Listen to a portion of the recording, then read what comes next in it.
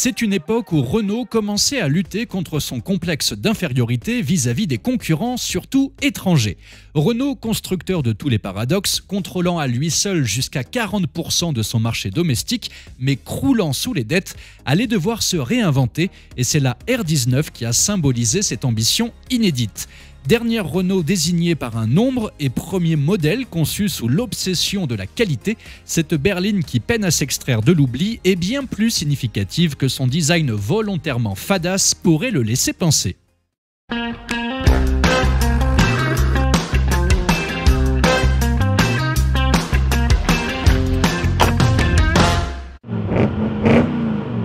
Bonjour à tous et bienvenue pour cette nouvelle vidéo. Et là, si vous êtes un habitué de la chaîne, vous devez sans doute vous demander « Qu'est-ce que je fous là ?» Eh bien, il se trouve que je ne suis pas en France et il a fallu donc trouver un lieu de tournage pour le moins improvisé. Je suis dans un autre pays et un pays, si vous voulez, assez libre sur la route. Un pays où les lignes blanches n'évoque en rien une interdiction de doubler, un pays où les radars sont positionnés à des lieux logiques et en plus de ça, 2 radars sur 3 ne fonctionnent pas. Je vous laisserai deviner dans les commentaires de quel pays je veux parler. Et en plus, j'ai l'impression bien d'être un petit peu avec vous. C'est vrai, on a l'impression d'être à la maison en fait. J'ai l'impression d'être Antoine de Maximi. Pour ceux qui connaissent J'irai dormir chez vous, il commence toujours ses émissions dans sa cuisine. Et ça crée une espèce de proximité. Alors, le lieu est pas spécialement classe, mais au moins j'ai l'impression que vous êtes là avec moi en train de boire l'apéro. On en revient toujours à ça, c'est dingue, toujours l'apéro.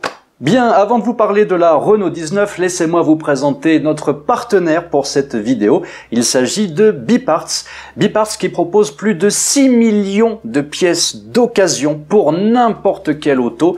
Les pièces sont évidemment vérifiées, certifiées et garanties jusqu'à 2 ans. Et sur leur site, vous allez pouvoir trouver toutes les pièces dont vous avez besoin et même des choses qu'on peut galérer parfois à trouver. Les livraisons se font en 5 jours et si la pièce ne vous convient pas, vous avez 2 semaines pour la renvoyer. Et évidemment, ils ont un service client disponible en français, donc si vous avez la moindre question, vous pouvez les contacter, ils sont vraiment super. Donc rendez-vous sur leur site b-parts.com, vous trouverez le lien dans la description et dans le premier commentaire épinglé sous la vidéo. Et revenons maintenant vers le milieu des années 80, une époque où la Super 5 se vendait très correctement, même si elle devait afficher des tarifs plus agressifs que celle de la 205, qui était un petit peu plus valorisante. Et en cette décennie 80, le drame de Renault était d'être associé à une réputation de quincaillier qui ne rendait absolument pas justice aux ingénieurs et aux stylistes de la marque. De la sorte, ni la R14, la fameuse poire, ni la R11, avec sa bulle, son tableau de bord électronique et sa voix synthétique, n'étaient parvenus à s'inscrire valablement dans le segment le plus concurrentiel d'Europe, c'est-à-dire celui des compacts, autrement dit, de la Golf, souveraine, insolente et dominatrice qui était produite à près de 4000 exemplaires par jour. Et il ne fait donc aucun doute qu'un tel benchmark ait inspiré les responsables du projet X53, projet qui débuta un beau jour de novembre 84 dans une entreprise en crise et qui aurait probablement fait faillite sans l'inlassable soutien du contribuable. Lorsqu'un navire doit affronter la tempête, l'heure est aux convictions solides, aux solutions éprouvées, et c'est la raison pour laquelle le cahier des charges de la future 19 ne s'autorisa aucune fantaisie. Et c'est sans doute pour ça que la Renault 19 est un remède contre les érections involontaires. Bref, pour le design de la Renault 19, Renault sollicita un consultant extérieur, Ital Design, à qui, vraisemblablement, on a demandé de faire terne. Mission réussie.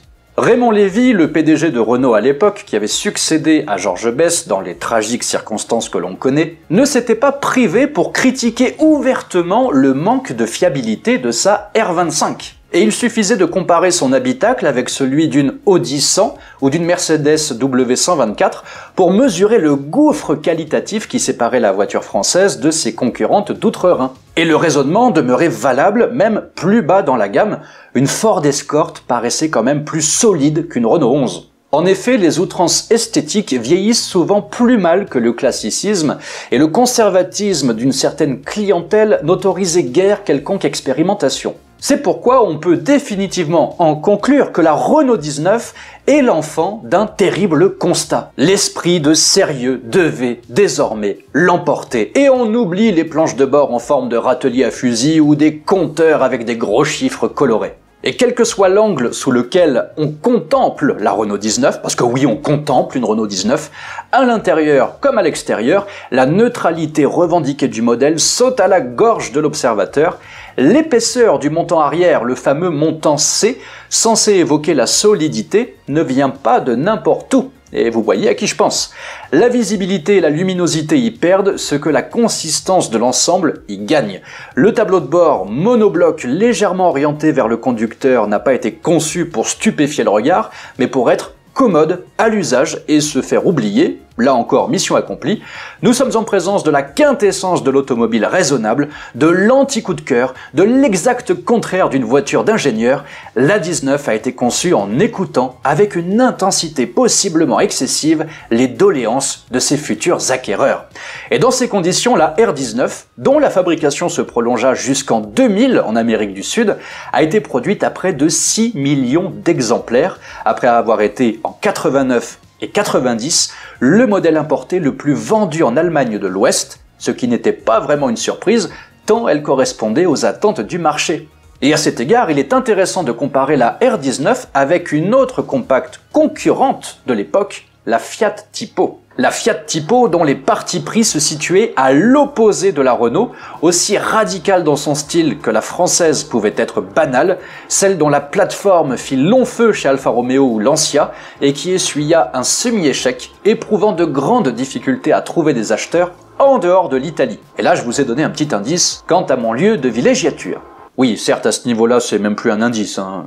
En tout cas, la 19 s'est taillée une très belle réputation de fiabilité, ce que les différentes générations de Mégane qui s'ensuit n'a probablement jamais obtenu. Et il faut dire que sous le capot de la Renault 19, on trouvait des moteurs largement éprouvés ou encore des évolutions issues de blocs éprouvés. Et pour leur part, les trains roulants avaient fait leur classe sur les Renault 9 et Renault 11 depuis le début des années 80. Mais malheureusement, la R19 a été massacrée en 1992 par l'un des restylages les plus incohérents que Renault ait commis, greffer une calandre et des projecteurs inspirés du biodesign sur une carrosserie aussi rectiligne.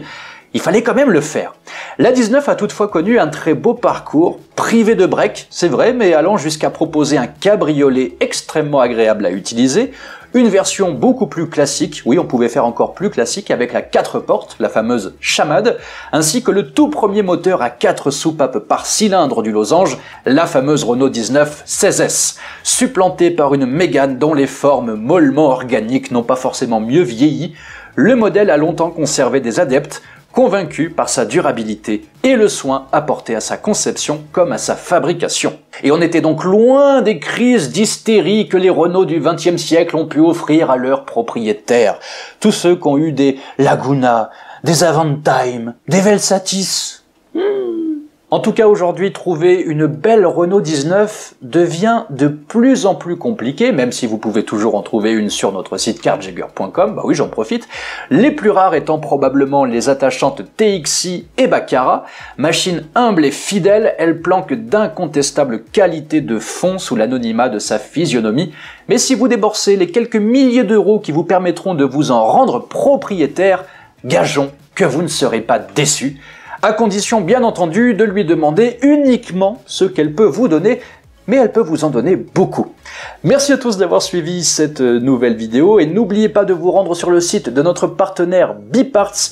Regardez par exemple le nombre de pièces disponibles pour une simple Renault 19 1,4 litre. Il y en a plus de 3000. Je vous invite donc à visiter leur site si vous êtes à la recherche de pièces introuvables et moins chères. Il y a l'embarras du choix pour n'importe quelle auto. Le lien est dans la description juste en dessous de la vidéo et dans le premier commentaire épinglé sous la vidéo également, évidemment. Merci à tous et quant à moi, je vous donne rendez-vous dans la prochaine vidéo. Ciao!